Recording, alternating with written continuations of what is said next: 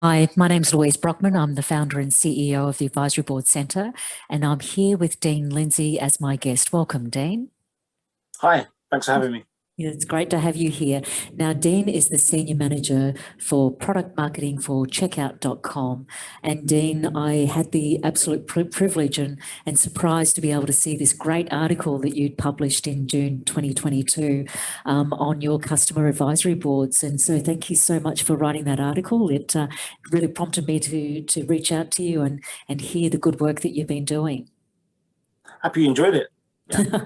I did, and so now today I want to get the backstory to your article, which was really refreshing to see.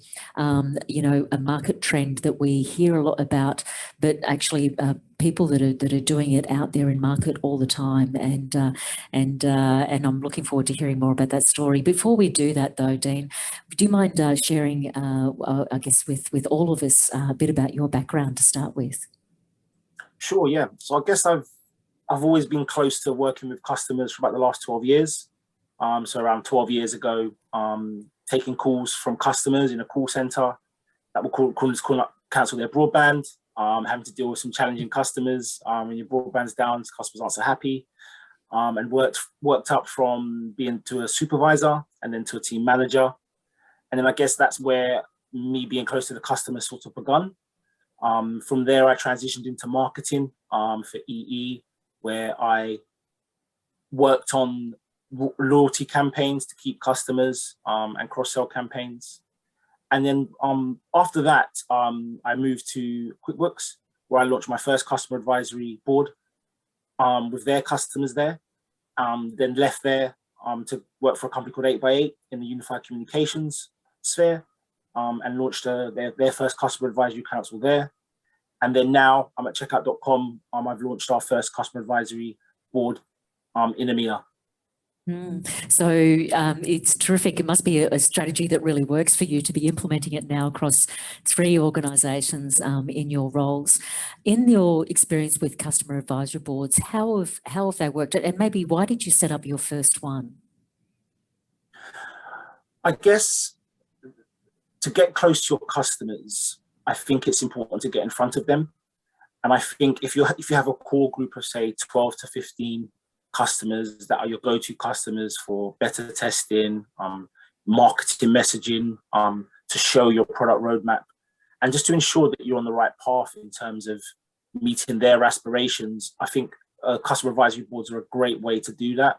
With customer centricity being a key buzzword now, and something that organizations are trying to do, customer advisory board is a fantastic way to get in front of your customers and learn from them on a consistent basis.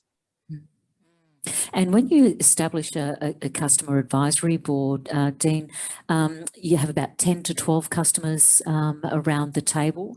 Do you meet with them regularly, or do you handpick them each time? How does that work for you? So what I've found is that usually I think 10 to 12 is about the right number.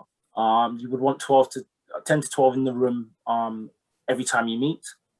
So I would suggest to try and have a number of around about 15 who are your go-to people. For one reason or another, people won't be able to make each session. And in terms of how often I would suggest to meet, we meet on a quarterly basis. So I would suggest almost picking your 12 to 15 and trying to get a commitment from them for a year in terms of meeting on a quarterly basis, getting them for a year. And I would suggest as well, mixing it between in-person and virtual. What I usually find works well is the first being a kickoff in person, and then 3 months later meeting virtually, and then the next quarter virtually again and again. And then after that, you can either get their commitment again or refresh that and go to 12 to 15 more. People can leave organizations, so on and so forth. And I think it is good to refresh that after that 12 months, but that seems to have worked really well. That's great. And Dean, do you pay those advisory board members who are your customers, or is it more of about a customer and loyalty type program that you have? Yeah, it's more of a customer and loyalty program. I guess it's the mutual benefits is that what they really find useful is meeting with like-minded peers in either similar industries or different industries, which have similar job titles, that are going through the same challenges as well, so they can learn from each other. And then they also sort of get a thought leadership sort of piece from each other. So they really take a lot from that.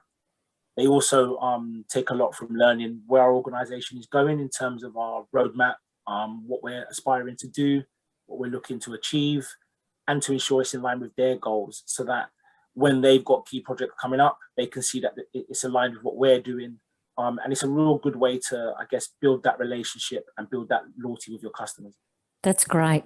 And how long do the meetings normally last for, Dean? So virtual can be anything from usually about 2 hours. The face-to-face, depending on how you wanted to set it up, could be across 1 day or 2 days if you're doing a face-to-face. Right. There are advantages and disadvantages with both. I think across a 2-day, which we did when we launched at checkout, I think the real success with it is you get to learn from your customers that little bit more. So on day one, we did roundtable introductions, questions such as what keeps you up at night, learn a little bit more about them personally and about the challenges they face. And then day two was getting into sessions such as product roadmap, supporting your success, future of payments. And these sessions were also, in terms of the topics, we got their buy-in and input by having introductory calls months in advance to find out what they would want to speak about, what's close to them, because you want to ensure that the topics are of interest to them, are of benefit to them, and are useful. And it also gives them an opportunity to speak to our executive team. So they met with our leadership team and had some quality time with them in terms of, getting into that a little bit more detail when it comes to questions as well. And in that process, have you had any success stories or real surprises that have come from your customers going, that's a great idea, and something that's actually informed your strategy? Yes. So I guess when showing them what's coming down the line, our product roadmap, in terms of what we're looking to aim and achieve, that was really positive. And to see customers sort of really get engaged and get excited about what we have coming down the line. So that was, I guess, the most beneficial session, probably, just to ensure that, we're on the right path and it's a path that aligns with them. Yeah, getting feedback and I guess capturing all that information. If it's a 2-day meeting, that's a long meeting that you've got. A great opportunity to really build those relationships, deeper relationships with clients too. How do you capture their feedback, Dean? What kind of mechanisms do you use? So what I would suggest is to try and get their buy-in in terms of a transcribing tool, if you can. Notes taken throughout the day. So I'll suggest to have people as well taking notes in the background if you can. There are transcribing tools such as otter.ai and some others, whereby you'll be able to transcribe from a platform such as Zoom and be able to really get that verbatim from customers. I'd suggest, if you can, to do that and advise your customers that it's for transcribed use only, will only be held internally for notes, because I think that way you can really get those sort of moments of magic and those real sort of insightful comments word for word, which can really aid and influence what you're doing. And even as a step 2 process, you can use that to feed into your sort of marketing language, as it were. There's a lot of research tools where if you feed in transcribes such as that, you start to get little trends that can really sort of influence what you're doing as an organization as well. Yeah. How do you keep the conversation on track, Dean? When you get your customer there, you may have someone who's not satisfied with a product or a service. How do you manage that, because you've got other customers there at the same time? So I guess when you're planning these sessions, I think you have to be prepared for that.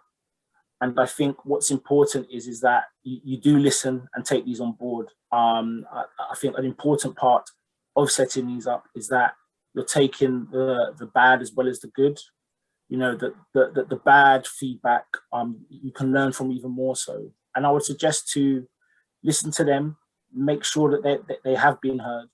You do have those conversations. You answer their questions there and then, but I think it would have to be something that would be taken offline, as well as good feedback as well in terms of follow up and next steps. But I think it's important that you then hand that over to the relevant people, such as the customer success manager or the account manager, have you set up at your organization to follow up with that, as well as the relevant other key stakeholders, such as the product managers or the engineers that you're going to need to be supported to resolve those issues. It's important to get those customers on board. But I think as well, to avoid challenging situations in a group setting as much as possible, I think it's important to have those exploratory calls, only take about 15, 20 minutes. When you've sort of invited them, given them an overview of what you're looking to do, what you're looking to learn, what you're looking to learn from them, what the benefits are to them as a customer, is to ensure that you're listening to them to see any challenges that they may have from the outset, so you can actually get ahead of them rather than them appearing on the day. You should be engaging with the CSMs, really learning about the account, what challenges are they facing, what's gone great, what's gone not so great, all those sort of things, so that there's no surprises and you're prepared for such answers. And it's also being respectful of them and their input, isn't it, by knowing your customer and why Absolutely. they're there. Yeah. And what kind of follow-up after you've had like a Zoom meeting or the 2-day meeting, what kind of follow-up do you do with that? Because I think it's interesting when people sit on advisory boards saying, well, I gave them the feedback, but no one listened to me. So how do you manage that? I think it's important to capture everything in terms of when you get the certain challenges customers are facing, to capture that and to ensure that you're having follow up with them. So, following the session, you'd have a thank you email, next steps, in a group email, and then individually catching up with everyone via yourself directly, whoever's leading on the customer advisory board, or similarly through your CSMs or account managers. And I think the one thing, the most important thing is to keep the conversation going, to keep that communication going, whether it be via email, via a Slack channel, which is something that can work well, or a LinkedIn group. I guess however you're wanting to keep that conversation going, or an email group, which we also have for our customer advisory board, to be able just to keep that conversation going through their preferred channels as well. No, that's terrific. And I guess, for you doing this for quite a while, Dean, what tips would you give to others, both executives and advisory board professionals, around, establishing a customer advisory board? I'd say speak to key stakeholders in your E-team within the organization as to what you're wanting to do, why you're wanting to do it. And I think from those conversations, you can then really have a think about what type of customers are you wanting to be part of your board. So in terms of industry, I'd suggest to have a wide-ranging industries, to try not to have too many of one. And I guess to learn from them, I would say to have, sorry, what was the question again? Sorry, just tips, so I can answer it directly. Tips for others who would be looking at establishing customer advisory board. So I'd say you'd want to definitely speak internally in terms of what industries you're wanting. I'd also say in terms of the consistency, how often you're wanting to meet in terms of quarterly. I would say to have that cadence.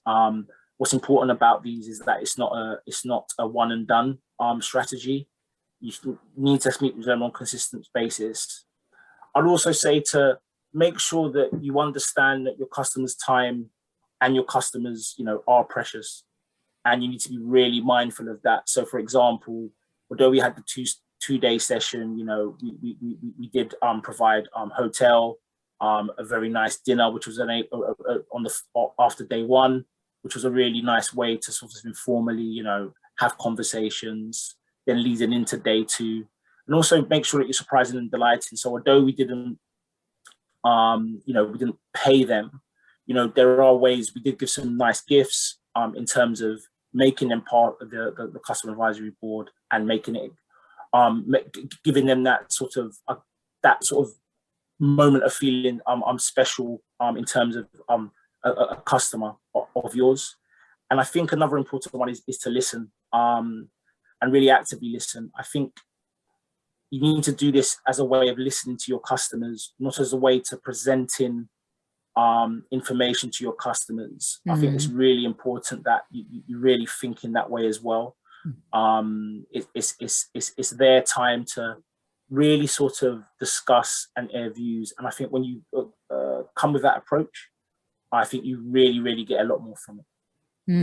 Dean, if you were to say the ratio of speaking versus listening to the customer, what would be the percentage breakdown out of 100% for both of those?